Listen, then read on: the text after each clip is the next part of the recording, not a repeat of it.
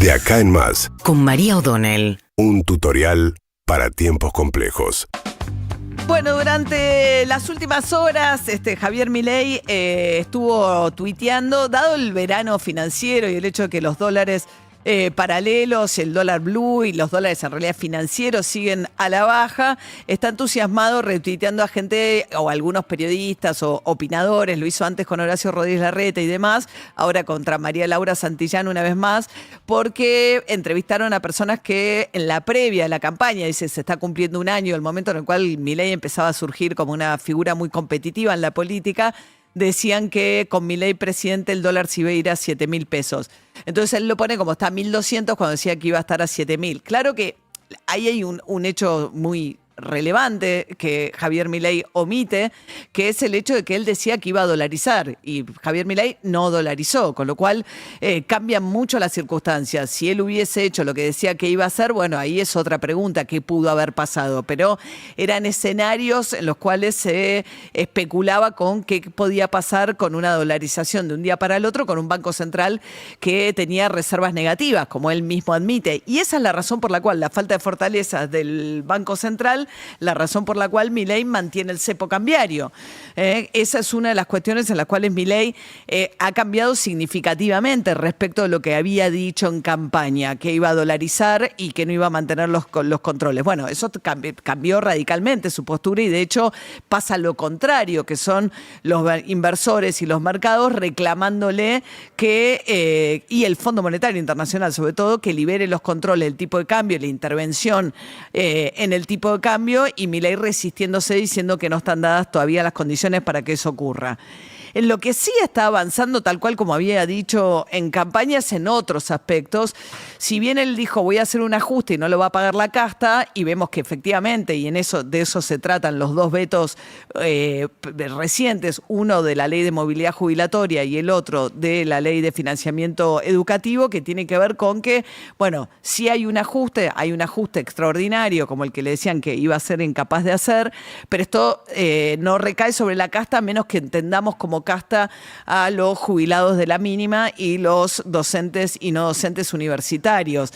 En este sentido, el fin de semana Mauricio Macri terminó virando su posición, saca un tuit Macri donde dice, repite básicamente los argumentos de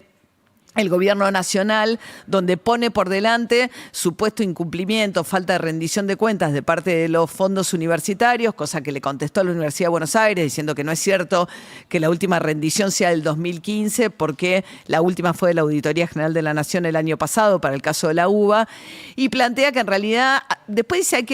tiene que ser, pero con transparencia, y defendiendo pide que hacen falta, dice, para el desarrollo graduados de carreras de ciencias exactas y demás. Justamente estuvimos nosotros entrevistando al director de la carrera de datos, al decano de exactas, y todo lo que te plantean es que están perdiendo docentes que se van porque, bueno, han perdido mucho poder adquisitivo y no pueden seguir sosteniendo la situación. Es muy paradójico plantear que se defiende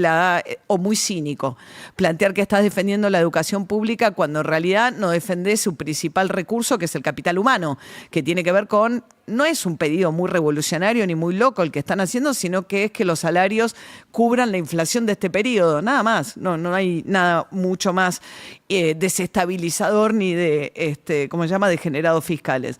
Pero decía, bueno, en ese caso Milei cumple con el ajuste, no necesariamente la distribución de la carga del ajuste es en lo que él había prometido. Y lo otro donde él vino, dijo, yo soy un topo que vengo a destruir el Estado, bueno, lo está cumpliendo también. Uno lo está viendo, la educación pública es uno de los pilares del Estado a preservar, digo, porque una cosa es achicar y otra cosa es eliminar. Es lo que está pasando, bueno, ahora hay un conflicto grande con el Hospital Laura Bonaparte, que depende de Nación, después lo que ocurrió en el Hospital Garrahan, donde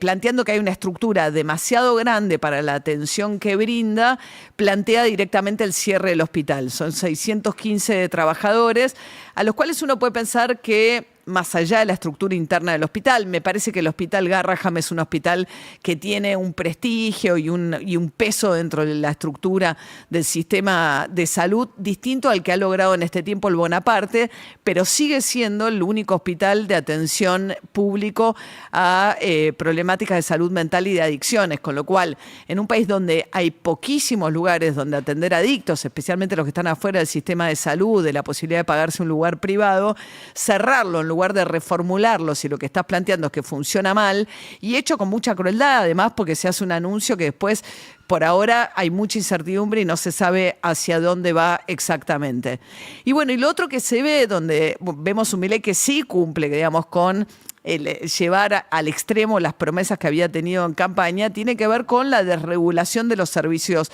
de algunos servicios, y retirar al Estado completamente, de manera tal incluso que provoca sorpresa entre los propios agentes de ese sector. Había desregulado por completo las prepagas, esto hizo que ahora además hay un proceso por el cual estamos empezando a ver las consecuencias, que pueden cobrar más a la gente de mayor edad aunque tenga antigüedad, pueden cobrar distinto en distintas partes del país. Inicialmente habían pegado aumentos muy por arriba de la inflación, el gobierno los obligó a retrotraer, pero ahora ya están liberadas las prepagas. Lo mismo el sistema de telecomunicaciones, que son algunos los que empujan más los números de inflación. Y la última desregulación, donde saca totalmente del medio al Estado, es el sistema de transporte de mediana y larga distancia. Recién hablábamos con Gustavo Gaona, antes lo había hecho también el sistema aerocomercial, y ahora Gustavo Gaona, que es vocero de la Cámara Empresaria de Larga Distancia, él mismo diciéndonos que, bueno, que no sabe cómo, dice, no es algo que nosotros hayamos pedido, piensen que los empresarios siempre tienden a preferir escenarios,